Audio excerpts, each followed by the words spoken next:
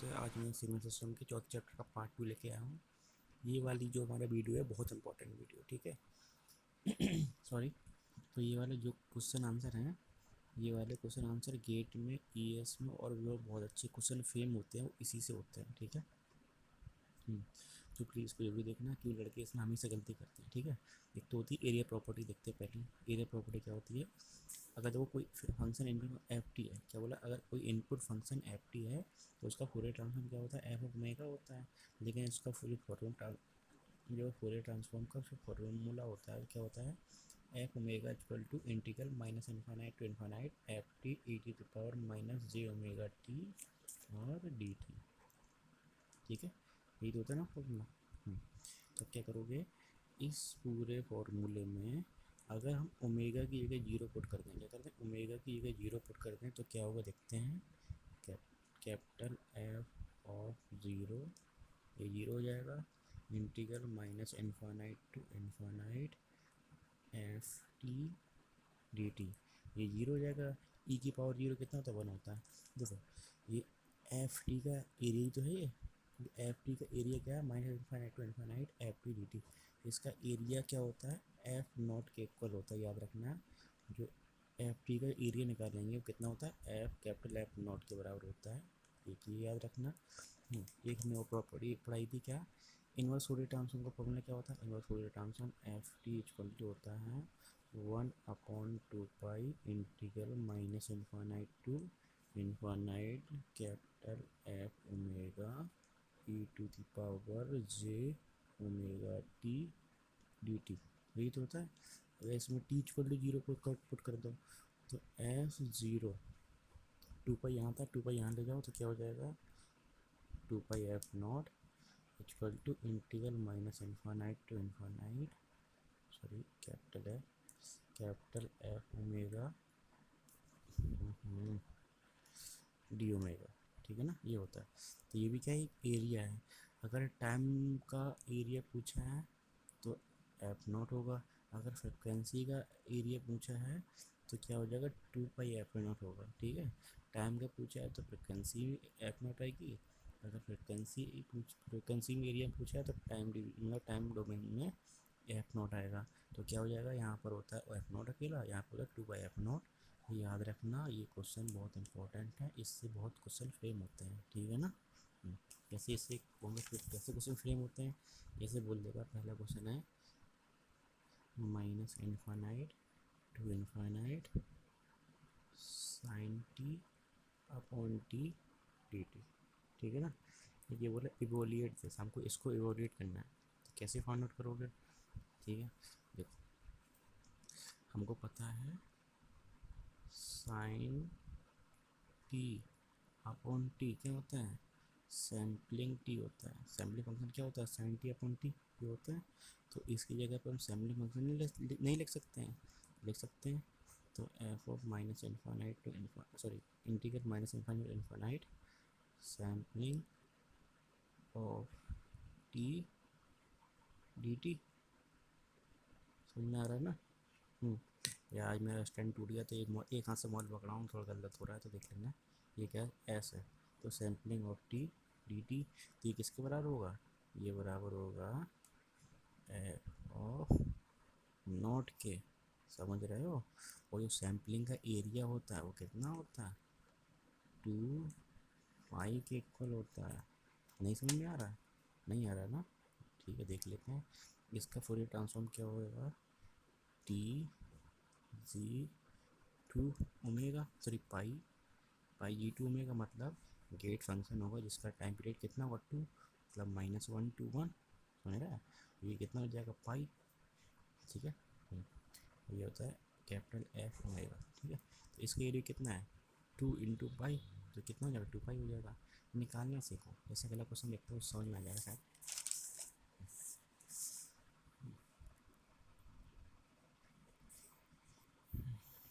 ये minus infinite to infinite sine square T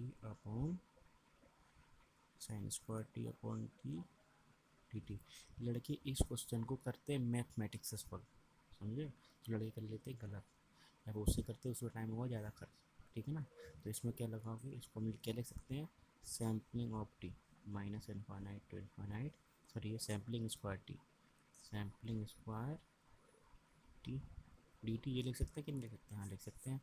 ये किसके बराबर हो जाएगा, ये फ्रिक्वेंसी एफ नॉट के बराबर हो जाएगा, मतलब इसका जो एरिया होगा उसके बराबर हो जाएगा। लेकिन हमने क्या पढ़ा था कि अगर अगर हमने क्या पढ़ा था, हमने पढ़ा था कि अगर फंक्शन एफ टी किसमें, सैम्पलिंग स्क्वायर टी में, ठीक है, और जो इसका फोरियर ट्रांसफॉर्म क्या होगा एफ ओमेगा, वो कितना हो जाएगा, पाई ट्रायंगुलर 4 ओमेगा। कैसे कैसे नहीं पता ना, देखते हैं। एक ट्रायंगुलर फंक्शन होता है, क्या होता है, एक ट्रायंगुलर फंक्शन होता है, मैं पढ़ा दिया है, -1 to 1, ये 1, ये हमारा किसका फंक्शन है, ये हमारा है triangular 2t, sorry -t to t 2tt, ये है, ठीक है। इसका जो फोरियर ट्रांसफॉर्म होता है क्या होता है, t, मतलब जिसका एरिया कितना t आएगा, t sampling square omega into t/2 होता है, तो मतलब इसका विड्थ की अपॉन 4 होता है, तो क्या हो जाएगा t/2, समझा ना, ये हमको पता है। और इसमें क्या लगाएंगे, डुअलिटी थ्योरम लगाएंगे, क्या लगाएंगे, डुअलिटी थ्योरम। तो डुअलिटी थ्योरम जब लगाओगे तो क्या हो जाएगा, t sampling square omega convert हो जाता है t में, तो t इंटू t/2, ठीक है, 2 पाई। अब क्या होता है, जो t होता है वो किस में चेंज होता है, माइनस ओमेगा में, तो जगह ट्रायंगुलर 2t माइनस ओमेगा, समझ में आ रहा है। और ट्रायंगल में माइनस ओमेगा, इसको माइनस ओमेगा से पुट करोगे तो कोई फर्क पड़ेगा नहीं पड़ेगा, तो इस माइनस को हटा देते हैं, ठीक है। तो ये किसका हो जाएगा, ये इसका फंक्शन हो जाएगा। हमको चाहिए क्या था, टी एकल चाहिए था, तो इसको टी करने के लिए यहाँ, इसको यहाँ पर टी लाने के लिए इसको 1 होना पड़ेगा, तो t अपॉन 2 इक्वल टू 1, तो t इक्वल कितना है 2 आया, तो यहाँ पर कितना आ जाएगा 2, सॉरी सैम्पलिंग स्क्वायर टी, 2 यहाँ पुट करोगे, ठीक है, यहाँ पर t की जगह 2 पुट करोगे तो कितना हो जाएगा, 2 पाई ट्रायंगुलर ऑफ 4 ऑफ ओमेगा, समझ में आ रहा है। तो क्या हो जाएगा, 2 से 2 कैंसिल हो जाएगा, तो सैम्पलिंग स्क्वायर टी का जो एरिया आएगा, जो मतलब जो उसका फॉर्मूला है क्या आ जाएगा, पाई ट्रायंगुलर ओमेगा बेस 4, समझ में आ रहा है। तो तुम्हारा क्वेश्चन में आया ऐसे कि नहीं आया, ठीक है। क्वेश्चन ऐसे फ्रेम होता है तुम्हारे गेट में और ईएस में, समझ में आ रहा है कि नहीं आ रहा है ना, ठीक है। अब ओमेगा की जगह कितना पुट करना है हमको, क्या आंसर क्या चाहिए, एफ नॉट चाहिए था, ओमेगा की जगह तुम 0 पुट करोगे तो ट्रायंगल 0 0 हो जाएगा, तो इसकी आंसर कितना आ जाएगा, एरिया पाई आ जाएगा आंसर, तो हमारा इसका आंसर कितना आएगा, पाई आ जाएगा। समझ में आ रहा है कि नहीं आ रहा है, क्वेश्चन ऐसे फ्रेम होते हैं। अगर समझ में नहीं आ रहा है तो मुझे कमेंट बता देना, ठीक, तो मैं दोबारा समझा दूँगा, बट ये देख लो अभी कैसे होता है, एक बार देखो दो बार देखो सॉल्व कैसे हुआ, ठीक है ना। मेरा नाम हर्ष है, आज मैं सिग्नल सिस्टम के चौथे चैप्टर का पार्ट 2 लेके आया हूँ। ये वाली जो हमारा वीडियो है बहुत इंपॉर्टेंट वीडियो, ठीक है। सॉरी, तो ये वाले जो क्वेश्चन आंसर हैं, ये वाले क्वेश्चन आंसर गेट में, ईएस में, और वो बहुत अच्छे क्वेश्चन फ्रेम होते हैं, वो इसी से होते हैं, ठीक है। तो प्लीज़ कोई भी देखना, क्यों लड़के इसमें हमेशा गलती करते हैं, ठीक है। एक तो होती है एरिया प्रॉपर्टी, देखते हैं पहले एरिया प्रॉपर्टी क्या होती है। अगर देखो कोई फंक्शन इनपुट एफ टी है, क्या बोला, अगर कोई इनपुट फंक्शन एफ टी है तो उसका फोरियर ट्रांसफॉर्म क्या होता है, एफ ऑफ ओमेगा होता है। लेकिन इसका जो फोरियर ट्रांसफॉर्म का जो फॉर्मूला होता है क्या होता है, F omega equal to integral minus infinite to infinite F T E T power minus J omega T और डी टी, ठीक है, यही तो होता है ना फॉर्मूला। तो क्या करोगे, इस पूरे फॉर्मूले में अगर हम ओमेगा की जगह 0 पुट कर दें, क्या करते हैं, ओमेगा की जगह 0 पुट कर दें तो क्या होगा देखते हैं, कैपिटल एफ ऑफ 0, ये 0 हो जाएगा, integral minus infinite to infinite F T D T, ये 0 हो जाएगा, ई की पावर 0 कितना होता है 1 होता है। देखो ये एफ टी का एरिया तो है, ये एफ टी का एरिया क्या है, minus infinite to infinite F T D T, इसका एरिया क्या होता है, एफ नॉट के इक्वल होता है, याद रखना। जो एफ टी का एरिया निकालेंगे वो कितना होता है, एफ कैपिटल एफ नॉट के बराबर होता है, एक ये याद रखना। एक हमने वो प्रॉपर्टी पढ़ाई थी क्या, इनवर्स फूरियर ट्रांसफॉर्म का फॉर्मूला क्या होता है, inverse Fourier transform F T equal to होता है 1/2 integral minus infinite to infinite capital F omega E to the power J omega T D T, यही तो होता है। अगर इसमें टी इक्वल टू जीरो को पुट कर दो तो एफ जीरो, 2 पाई यहाँ था, 2 पाई यहाँ ले जाओ तो क्या हो जाएगा, 2 pi F naught equal to integral minus infinite to infinite, sorry capital F omega D omega, ठीक है ना, ये होता है। तो ये भी क्या है, एक एरिया है। अगर टाइम का एरिया पूछा है तो एफ नॉट होगा, अगर फ्रिक्वेंसी का एरिया पूछा है तो क्या हो जाएगा, 2 पाई एफ नॉट होगा, ठीक है। टाइम का पूछा है तो फ्रिक्वेंसी एफ नॉट आएगी, अगर फ्रिक्वेंसी में एरिया पूछा है तो मतलब टाइम डोमेन में एफ नॉट आएगा। तो क्या हो जाएगा, यहाँ पर होता है एफ नॉट अकेला, यहाँ पर 2 बाई एफ नॉट। याद रखना ये क्वेश्चन बहुत इंपॉर्टेंट है, इससे बहुत क्वेश्चन फ्रेम होते हैं, ठीक है ना। जैसे इससे कैसे क्वेश्चन फ्रेम होते हैं, जैसे बोल देगा पहला क्वेश्चन है minus infinite to infinite sine T upon T D T, ठीक है ना। ये बोला इवोल्यूट से, हमको इसको इवोल्यूट करना है, तो कैसे फाइंड आउट करोगे, ठीक है। देखो हमको पता है साइन टी अपॉन टी क्या होता है, सैम्पलिंग टी होता है। सैम्पलिंग फंक्शन क्या होता है, साइन टी अपॉन टी ये होता है। तो इसकी जगह पर हम सैम्पलिंग फंक्शन नहीं लिख सकते हैं, लिख सकते हैं। तो F of minus infinite to sorry integral minus infinite infinite sampling of T D T, समझ में आ रहा है ना। या आज मेरा स्टैंड टूट गया तो एक हाथ से मोबाइल पकड़ा हूँ, थोड़ा गलत हो रहा है तो देख लेना। ये क्या है, एस है, तो sampling of T D T, तो ये किसके बराबर होगा, ये बराबर होगा एफ ऑफ नॉट के, समझ रहे हो। और जो सैम्पलिंग का एरिया होता है वो कितना होता है, 2 पाई के इक्वल होता है। नहीं समझ में आ रहा है, नहीं आ रहा ना, ठीक है देख लेते हैं। इसका फूरियर ट्रांसफॉर्म क्या होगा, T G two omega sorry pi G two omega, मतलब गेट फंक्शन होगा जिसका टाइम पीरियड कितना होगा 2, मतलब -1 to 1, समझ रहा है। ये कितना हो जाएगा पाई, ठीक है। ये होता है कैपिटल एफ ओमेगा, ठीक है। तो इसका एरिया कितना है 2 इंटू पाई, तो कितना हो जाएगा 2 पाई हो जाएगा। निकालना सीखो, जैसे अगला क्वेश्चन देखते हो समझ में आ जाएगा शायद।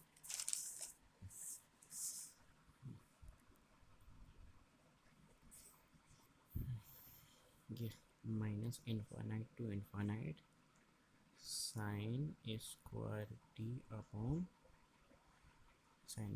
Upon T D T.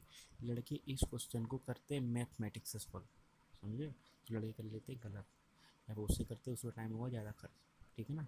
तो इसमें क्या लगाओगे, इसको हम क्या लिख सकते हैं, sampling of t minus infinite to infinite, sorry ये sampling square T D T, ये लिख सकते हैं कि नहीं लिख सकते हैं, हाँ लिख सकते हैं। ये किसके बराबर हो जाएगा, ये फ्रिक्वेंसी एफ नॉट के बराबर हो जाएगा, मतलब इसका जो एरिया होगा उसके बराबर हो जाएगा। लेकिन हमने क्या पढ़ा था कि अगर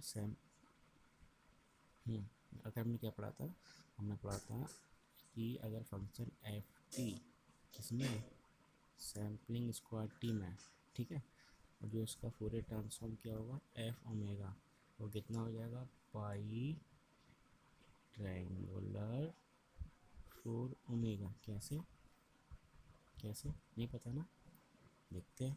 एक ट्रायंगुलर फंक्शन होता है, क्या होता है, एक ट्रायंगुलर फंक्शन होता है, मैं पढ़ा दिया है, -1 to 1, ये 1, ये हमारा किसका फंक्शन है, ये हमारा है triangular 2t, sorry -t to t 2tt, ये है, ठीक है।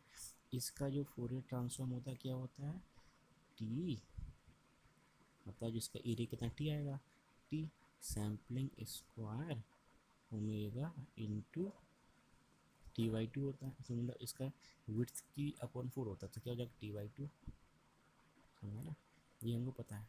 और इसमें क्या लगाएंगे, डुअलिटी थ्योरम लगाएंगे। क्या लगाएंगे, डुअलिटी थ्योरम। तो डुअलिटी थ्योरम जब तुम लगाओगे तो क्या हो जाएगा, T sampling square omega convert हो जाता है टी में, तो T into T by to, ठीक है, 2 पाई। अब क्या होता है, जो टी होता है वो किस में चेंज हो जाता है, माइनस ओमेगा में। तो ये अगर ट्राइंगुलर 2t माइनस ओमेगा, समझ में आ रहा है। और ट्राइंगल में माइनस ओमेगा, इसको माइनस ओमेगा से पुट करोगे तो कोई फर्क पड़ेगा, नहीं पड़ेगा, तो इस माइनस को हटा देते हैं, ठीक है। तो ये किसका हो जाएगा, ये इसका फंक्शन हो जाएगा। हमको चाहिए क्या था, टी अकेले चाहिए था, तो इसको टी करने के लिए यहाँ, इसको यहाँ पर टी लाने के लिए इसको 1 होना पड़ेगा। तो टी अपॉन 2 इक्वल टू 1, तो टी इक्वल कितना है, 2 आया। तो यहाँ पर कितना आ जाएगा, 2, सॉरी सैम्पलिंग स्क्वायर टी, 2 यहाँ पुट करोगे, ठीक है। यहाँ पर टी की जगह 2 पुट करोगे तो कितना हो जाएगा, 2 पाई ट्राइंगुलर ऑफ 4 ऑफ ओमेगा, समझ में आ रहा है। तो क्या हो जाएगा, 2 से 2 कैंसिल हो जाएगा। तो सैम्पलिंग स्क्वायर टी का जो एरिया आएगा, जो मतलब जो उसका फॉर्मूला है, क्या आ जाएगा, पाई ट्राइंगुलर ओमेगा बेस 4, समझ आ रहा है। तो ये तुम्हारा क्वेश्चन में आया, ऐसे कि नहीं आया, ठीक है। क्वेश्चन ऐसे फ्रेम होता है तुम्हारे गेट में और ईएस में, समझ में आ रहा है कि नहीं आ रहा है, आ रहा है ना, ठीक है। अब ओमेगा की जगह कितना पुट करना है हमको, क्या आंसर क्या चाहिए, एफ नॉट चाहिए था। ओमेगा की जगह तुम 0 पुट करोगे तो ट्राइंगल 0 0 हो जाएगा, तो इसकी आंसर कितना आ जाएगा, एरिया पाई आ जाएगा आंसर। तो हमारा इसका आंसर कितना आएगा, पाई आ जाएगा। समझ में आ रहा है कि नहीं आ रहा है। क्वेश्चन ऐसे फ्रेम होते हैं, अगर समझ में नहीं आ रहा है तो मुझे कमेंट बता देना, ठीक, तो मैं दोबारा समझा दूँगा। बट ये देख लो अभी कैसे होता है, एक बार देखो, 2 बार देखो, सॉल्व कैसे हुआ, ठीक है ना। हेडिंग है कौन सी है, मतलब हमारी जो नई हेडिंग कौन सी है, spectral density property of फॉरियर transform, ठीक है। इस टाइप के क्वेश्चन आएंगे तो कैसे सॉल्व करना देखते हैं। मतलब अगर टाइम डोमेन में दे रखा फंक्शन तो इस टाइप से सॉल्व करेंगे। फ्रिक्वेंसी डोमेन से अगर सॉल्व करना है तो इस टाइप सॉल्व करेंगे। फॉर्मूला होता है integral minus infinite to infinite f t का होल स्क्वायर डी टी, या फिर 1/2 pi integral minus infinite to infinite mod of f omega का होल स्क्वायर डी ओमेगा, ठीक है। अगर तुमको टाइम डोमेन सॉल्व करना है तो ये फॉर्मूला लगाना, अगर फ्रिक्वेंसी डोमेन सॉल्व करना है तो ये फॉर्मूला लगाना, ठीक है, इन फोरियर ट्रांसफॉर्म, ठीक है। जैसे ये क्वेश्चन दे रखा है, find the energy of F T into sine T upon pi T का होल स्क्वायर, ये सॉल्व करना है। तो इसको पहले सॉल्व कर लो, क्या होगा, टी इंटू ये साइन टी के साथ साइन टी का whole square upon pi square T square, इस पाई स्क्वायर को अलग कर दिया, तो यहाँ पर क्या बचा, सिर्फ sine square upon T square, ठीक है। इसको हम क्या कैसे लिख सकते हैं, सैम्पलिंग फंक्शन का होल स्क्वायर है, ऐसे लिख सकते हैं। हमको पता है सैम्पलिंग स्क्वायर टी का जो हमारा फोरियर ट्रांसफॉर्म होता है कितना होता है, सैम्पलिंग स्क्वायर टी का फोरियर ट्रांसफॉर्म होता है पाई ट्रायंगल ओमेगा बेस 4, ये होता है, अभी मैंने पढ़ाया था, ठीक है। तो इसमें अगर टी का मल्टीप्लाई करते हैं तो प्रॉपर्टी कौन सी लगेगी, j into d upon d omega होता है। टी का मल्टीप्लाई करते हैं तो j into d upon d omega होता है। तो इस फंक्शन का एक बार डिफ्रेंशिएशन करके इंटू जे, ये पूरा फंक्शन का अगर वो फिगर बनाओगे तो ऐसे बनेगा। इसकी विड्थ कितनी है, 4 है, तो -2 और इसकी एम्पलीट्यूड कितना है, पाई है, समझ रहे हो। तो इसका जो स्लोप होगी कितनी होगी, वाई अपॉन एक्स, मतलब पाई अपॉन 2, ठीक है। इसकी स्लोप कितनी होगी, -पाई/2, समझ में आ रहा है। हाँ, इस अब इसको क्या करना, डिफ्रेंशिएट करना with respect to omega, with respect to omega जब डिफ्रेंशिएट करोगे तो क्या आएगा, इसका जो हमारा इसका जो स्लोप है उसके एम्पलीट्यूड में कन्वर्ट हो जाता है, ठीक है। रैम सिग्नल किस में चेंज होगा, डिफरेंशिएशन स्टेप सिग्नल में, और जो इसकी रैम है वो इसमें किसमें कन्वर्ट हो जाती है, एम्पलीट्यूड में कन्वर्ट हो जाती है। इसकी रैम कितनी, पाई/2 है, तो यहाँ पे उसकी स्लोप क्या हो जाएगी, पाई/2, यहाँ पर -पाई/2 स्लोप है, तो इसका एम्पलीट्यूड कितना जाएगा, माइनस का पाई/2, समझ में आ रहा है। अब कितने का मल्टीप्लाई किया गया, जे का मल्टीप्लाई किया गया है, तो कर दो तो ये कितना हो जाएगा, एम्पलीट्यूड जे इंटू पाई/2, ये कितना हो जाएगा, -जे इंटू पाई/2, ठीक है। ये तुम्हारा क्या है, एफ ऑफ ओमेगा है, क्या है ये तुम्हारा, ये तुम्हारा पूरा क्या है, एफ ऑफ ओमेगा है। अगर ये एफ टी है तो ये क्या हो जाएगा, एफ ऑफ ओमेगा। अब इसका मोड निकालोगे, ठीक है, देखो जगह नहीं, मैं यहीं सॉल्व कर देता हूँ। इसका मोड निकालोगे तो यहीं पर समझ ज़्यादा आ जाएगा। कहीं और सॉल्व करोगे समझ नहीं आएगा, ठीक है। -2 to 2, अगर मोड करते हैं तो क्या हो जाएगा, माइनस का जो टर्म होता है कहाँ चला जाता है, पॉजिटिव में चला जाता है, तो -2 पर जो फिगर बनेगा कैसे बनेगा, ऐसा बनेगा, समझ रहा, कितना जे, सॉरी मॉड से जे भी गायब हो जाता है, क्या बचेगा सिर्फ पाई/2, कितना पाई/2, ठीक है ना। ये किसका है, एफ ओमेगा का मोड, ठीक है। लेकिन हमको चाहिए एफ मोड, ये थोड़ी है, हमको क्या चाहिए, एफ ओमेगा का मोड नहीं, एफ ओमेगा मोड का होल स्क्वायर चाहिए, तो उसका होल स्क्वायर करोगे तो इसका फिगर कैसे बनेगा, -2 to 2, पाई/2 का होल स्क्वायर सिर्फ एम्पलीट्यूड का होल स्क्वायर होता है, तो पाई/2 का होल स्क्वायर कितना हो जाएगा, पाई² कितना हो जाएगा, पाई²/4, समझ में आ रहा है कि नहीं आ रहा है। अब इसका इंटीग्रल करोगे, क्या करोगे, इंटीग्रल करोगे, जब इसका इंटीग्रेशन निकालोगे तो कितना होगा, इंटीग्रल सॉल्व करोगे तो क्या मतलब एरिया इतना, ये एरिया है, f² फंक्शन ये है, इसका इंटीग्रल करोगे माइनस इनफाइनाइट इनफाइनाइट, तो इसका एरिया कैसे निकलता है, विड्थ इंटू हाइट, तो हो जाएगा पाई²/4 इंटू 4 से 4 कैंसिल हो जाएगा, तो इस पूरे को जो आंसर आएगा कितना आएगा, पाई² आएगा। अब उसमें 1/2 पाई था, तो तुम्हारा जो फाइनल आंसर आएगा पाई²/2 पाई, मतलब पाई/2, तो तुम्हारा आंसर कितना आएगा, सिर्फ पाई/2। कैसे सॉल्व करना है ये देखो, एक बार वीडियो समझ में नहीं आ रहा क्वेश्चन तो 2 बार देखो, 3 बार देखो, नहीं आया तो कमेंट करके बता देना, दोबारा सॉल्व करा दूंगा, ठीक है ना, अच्छे से समझा दूंगा। तो आगे बढ़ते हैं। अब हमारा नया टॉपिक स्टार्ट होता है, क्या है, कोरिलेशन। कोरिलेशन क्या होता है देखते हैं, दो फंक्शन का सिंपली कन्वोल्यूशन करते हैं तो वही कोरिलेशन होता है, इतना याद रखो। इसमें क्या लिखा हुआ, it is similarity of coherent between two similar, computed the correlation between the two signal is to measure the degree to which the two signal are similar. It is two type के होते हैं, ठीक है। कौन से होते हैं, पहला होता है ऑटो कोरिलेशन, दूसरा होता है क्रॉस कोरिलेशन, ठीक है। अगर सेम सिग्नल के बीच में अगर कोरिलेशन हो रहा है तो उसे बोलते हैं ऑटो कोरिलेशन, अगर दो डिफरेंट सिग्नलों के बीच में कोरिलेशन हो रहा है तो उसे बोलते हैं क्रॉस कोरिलेशन, इतना याद रखो। तो पहले स्टार्ट करते हैं क्रॉस कोरिलेशन फंक्शन, ठीक है। तो क्रॉस कोरिलेशन फंक्शन स्टार्ट करते हैं, ये है, ठीक है। क्रॉस कोरिलेशन फंक्शन क्या है, क्रॉस कोरिलेशन होता है दो अलग अलग फंक्शनों के बीच में, X T and Y T, दो डिफरेंट फंक्शन है, इन दोनों फंक्शनों के बीच में कोरिलेशन को हम कहते हैं क्रॉस कोरिलेशन। अगर सेम फंक्शन मतलब एक्स टी दो सेम फंक्शन होते हैं तो उसे बोलते हैं ऑटो कोरिलेशन फंक्शन, इतना याद रखना, ठीक है। तो क्रॉस कोरिलेशन फॉर्मूला होता है r(x,y,τ), इससे रिप्रेजेंट करते हैं r(x,y,τ) minus infinite to infinite X T Y T minus tau. ये क्या है, सिंपल कन्वोल्यूशन है, क्या सिंपल कन्वोल्यूशन है, ठीक है। यहाँ पर इसको हम लिख सकते हैं X T plus tau Y T D T, ठीक है। ये होता क्या है, X tau convolution Y of minus tau, ये याद करने की जरूरत है, क्या होता है, X tau convolution Y minus tau, समझ में आ रहा है ना, ये आ रहा है।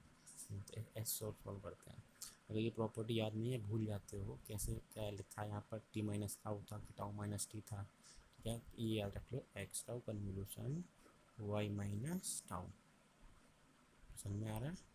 या फिर हम लिख सकते हैं Y tau convolution X of minus tau, इसमें वाई पहले हो जाएगा एक्स बाद में हो जाएगा, इसमें एक्स पहले वाई बाद में हो जाएगा, मतलब दो फंक्शन का क्रॉस कोरिलेशन निकालना है तो इस टाइप से निकाल सकते हो और इस टाइप से भी निकाल सकते हो, ठीक है। कुछ और प्रॉपर्टी देख लेते हैं। Property of cross correlation function क्या है, इट इज़ इवन फंक्शन। जो कोरिलेशन फंक्शन होगा वो क्या होता है, हमेशा ही इवन फंक्शन होता है, ठीक है। मतलब r(x,y,τ) वो किसके बराबर होता है, r(y,x माइनस टाउ) के इक्वल होता है, समझ में आ रहा है, ठीक है। दूसरा फंक्शन है कि क्रॉस कोरिलेशन फंक्शन का जो मॉड होता है r(x,y,τ) होता है वो लेस देन इक्वल टू होता है r(x0) और r(y0) के, ठीक है। अभी एक आध क्वेश्चन सॉल्व कराऊंगा, समझ में जाएंगे कौन सी प्रॉपर्टी होती है, प्रॉपर्टी देख लो। If r x y tau equal to zero, अगर ये पूरा चीज़ कितना जीरो हो रहा है, then x T and y two are said to be orthogonal. अगर वो दोनों सिग्नल ऑर्थोगोनल हैं तो उसका ऑटो कोरिलेशन कितना आएगा, हमेशा जीरो आएगा। समझ में आ रहा है? अगर बोल देंगे दो सिग्नल, एग्जाम में कैसे आ सकता है, x T and Y t are two orthogonal function, then find the auto correlation, मतलब auto correlation function find out करना है, sorry cross correlation function find out करना है। तो उसका क्रॉस कोरिलेशन फंक्शन कितना आएगा, जीरो आएगा। क्यों, X T and Y T दोनों क्या है, ऑर्थोगोनल फर्स्ट फंक्शन है। ठीक है, ये उसकी प्रूविंग है, प्रूविंग याद करने की जरूरत नहीं है, उतना याद करने की जरूरत, याद कर लो। ठीक है, अब कौन सा स्टार्ट करते हैं, auto correlation function. Auto correlation function क्या होता है, जब सेम सिग्नलों के बीच में क्या हो, कन्वोल्यूशन हो रहा हो, तो उसे बोलते हैं ऑटो कोरिलेशन फंक्शन। जैसे लिखा है आर एक्स टाउ। ठीक है, आर एक्स टाउ कैसे निकालते हैं, minus infinite to infinite x T minus tau. क्या बोला मैंने, x T minus tau D T, या फिर minus infinite to infinite x T plus tau x t D T. ठीक है, convolution of x T and x of minus t, या x tau minus tau, tau इससे ज़्यादा हो जाएगा, x tau x minus tau. ठीक है, तो ये होता है। अगर एक्स टी एनर्जी सिग्नल है तो ये ऐसे सॉल्व करोगे। अगर एस टी अगर पावर सिग्नल है, याद रखना एक्स टी से एनर्जी सिग्नल तो इस टाइप से रिप्रेजेंट करोगे। अगर पावर सिग्नल है तो इस टाइप से सॉल्व करोगे, जैसे limit T tends to infinite one upon T minus T upon T to T minus T upon T to T upon T X T minus tau D T. समझ आ रहा है? Where tau is a shifting parameter और lagging parameter. जो tau होता है उसे क्या कहते हैं, शिफ्टिंग पैरामीटर या फिर लैगिंग पैरामीटर। समझ आ रहा है?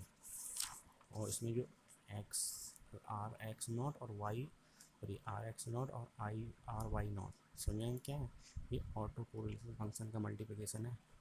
ठीक है, इसीलिए मैं बताया, बोला था बाद में बताऊँगा इसको, अब समझ आ रहा होगा। ठीक है ना? अब कुछ प्रॉपर्टी देख सकते हैं। Auto correlation function is an even function of tau, then rx minus tau equal to होता है आर एक्स टाउ। याद रखना ऑटो कोरिलेशन फंक्शन क्या होता है, R X tau minus tau equal to होती है आर एक्स टाउ का। जो सेकेंड प्रॉपर्टी है वो कौन सी है, सीधे प्रॉपर्टी देखो तो आर एक्स टाउ क्या होता है, अभी मैंने बताया था, x tau convolution of x of minus tau. ठीक है, कुछ भी लिख के आ सकता है तुम्हारे में। जो हमारी अगली प्रॉपर्टी है वो क्या है, जो आर एक्स टाउ है वो हमेशा लेस देन होगा आर एक्स नॉट के। समझ में आ रहा है? क्या, जो मैक्सिमम एम्पलीट्यूड बोलते हैं इसको, क्या बोलते हैं, मैक्सिमम एम्पलीट्यूड एट ओरिजिन। क्योंकि इसका फंक्शन कैसे बनता है, इसका फंक्शन ऐसे बनता है, ये ऐसे बनता है। ठीक है, जो इसका एम्पलीट्यूड होता है मैक्सिमम होता है कहाँ पर, ओरिजिन पर। तो वही बता रहा है R X not is greater than R X tau. समझ में आ रहा है कि नहीं आ रहा? ये प्रॉपर्टी बता दी। अगली प्रॉपर्टी ये है, ठीक है, किसी एनर्जी सिग्नल के लिए अगर एक्स की एनर्जी सिग्नल है तो उसकी एनर्जी कितनी होगी, minus infinite to infinite X square T D T, या फिर आर एक्स नॉट ही बोलते हैं। क्या बोलते हैं, आर एक्स नॉट। अगर ये एक्स की पावर सिग्नल है तो क्या होगा, पावर उसकी limit T tending to infinite one upon T integral minus T by two X T के मॉड का होल स्क्वायर डी टी, या फिर इसको भी आर एक्स नॉट भी कहते हैं। समझ आ रहा है? एक प्रॉपर्टी और बची है लास्ट वाली, ये होती है एनर्जी स्पेक्ट्रल डेंसिटी या पावर स्पेक्ट्रल डेंसिटी। ठीक है, अगर एक्स टी अगर एनर्जी सिग्नल है तो एनर्जी स्पेक्ट्रल डेंसिटी होगी, अगर एक्स टी पावर सिग्नल है तो पावर स्पेक्ट्रल डेंसिटी होती है। R X not R X tau का फूरियर ट्रांसफॉर्म क्या होता है, एस एक्स ओमेगा, या फिर उसको कहते हैं स्पेक्ट्रल डेंसिटी। समझ में आ रहा है कि नहीं आ रहा है? तो हमारा अगला क्वेश्चन है find auto correlation function of F T. ठीक है, किसी एफ टी का ऑटो कोरिलेशन फंक्शन कैसे फाइंड आउट करते हैं ये देखते हैं। ठीक है, देखते हैं। एफ टाउ हमको गिवन है, इसका auto correlation function find out करना है। हमको एफ टी गिवन है, इसका auto correlation function find out करना है। ठीक है, तो गाइस वीडियो को पॉज करो, खुद से सॉल्व करो, ना सॉल्व हो तो देखो यहाँ पर। ठीक है ना। क्या ऑटो कोरिलेशन फंक्शन क्या होता है? R X tau equal to होता है F tau convolution of R of minus tau, sorry F of minus tau. ठीक है, हमको एफ टाउ गिवन है but F of minus tau given नहीं, तो F of minus tau given निकाल लिया। एफ ऑफ माइनस टाउ कैसे निकालते हैं? तो इसको 180 डिग्री इस एक्सिस के अबाउट शिफ्ट कर देंगे, रोटेट कर देंगे, तो ये फंक्शन आ जाएगा। आप सिंपली मल्टीप्लिकेशन करना है। मल्टीप्लिकेशन कैसे करते थे? एक इस दो स्टेप फंक्शन का जब कन्वोल्यूशन करता है तो एक क्या बनता है? रैम सिग्नल बनता है। रैम सिग्नल क्या होता है? जो इसकी एम्पलीट्यूड होता है मल्टीप्लाई जाती है। इसकी रैम कितनी है? इसका एम्पलीट्यूड कितना है? 1 है, इसका भी 1 है।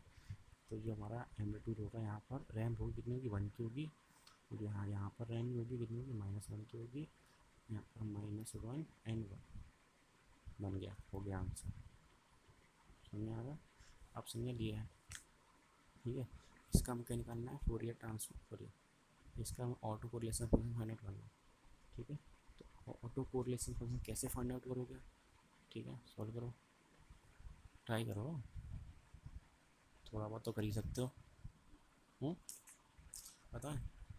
चलो देखो यहाँ पर। ठीक है, auto correlation function are f tau equal क्या होता है? Sorry, F of T convolution F of minus T. ठीक है, ऐसे सॉल्व कर सकते हो, या फिर इसको हम दूसरे शब्द में लिख सकते हैं F of omega into F of minus omega.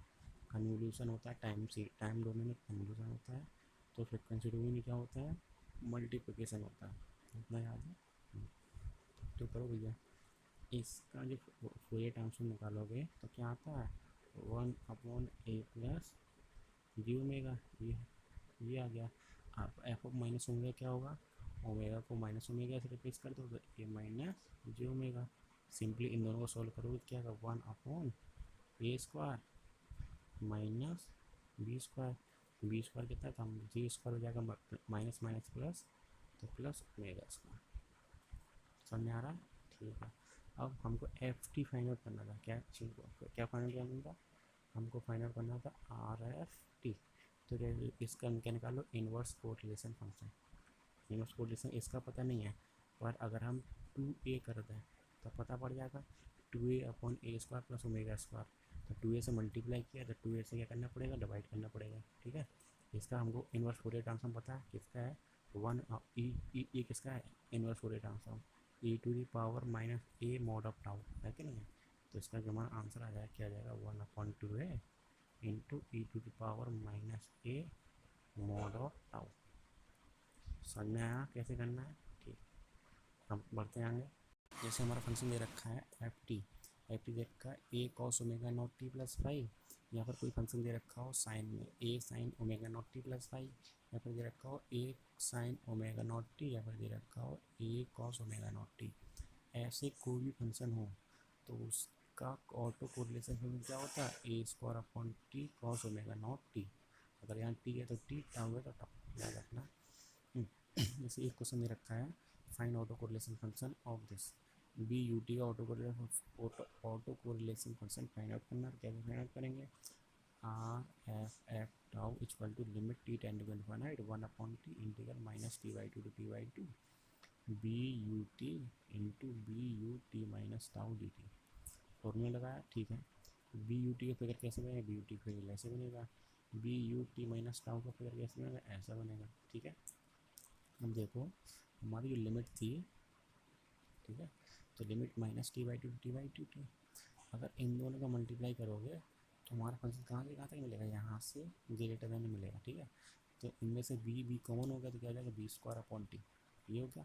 ठीक है, इंटीग्रल, अब जो इंटीग्रल होगा वो शिफ्ट हो जाएगा -t/2 t2, इससे शिफ्ट हो जाएगा टाउ टू t/2। अगर t/2 यहाँ पर होगा, t/2 अगर यहाँ पर होगा तो कहाँ से सब शिफ्ट हो जाएगा? टाउ टू t/2, क्योंकि यहाँ पर तो वैल्यू सब जीरो ही है।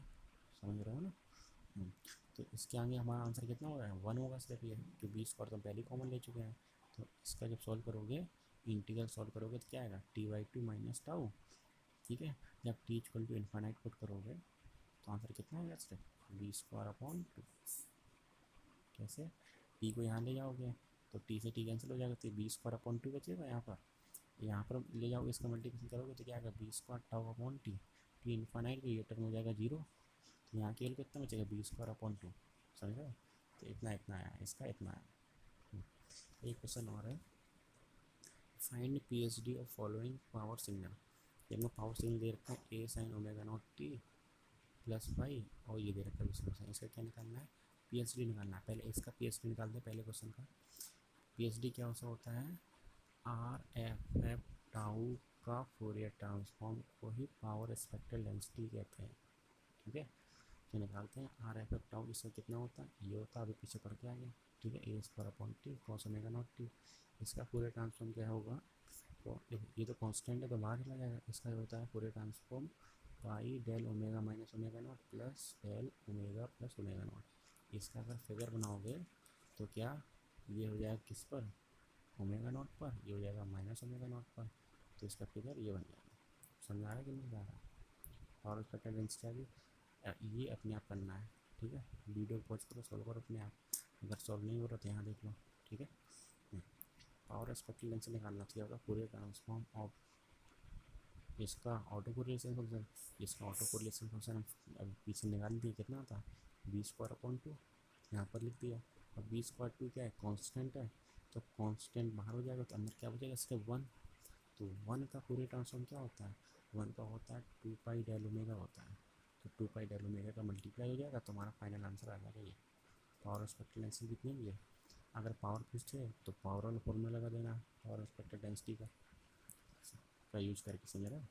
ठीक है, तो हमारे चैप्टर यहीं पे ख़त्म होता है, आगे चैप्टर स्टार्ट करते हैं।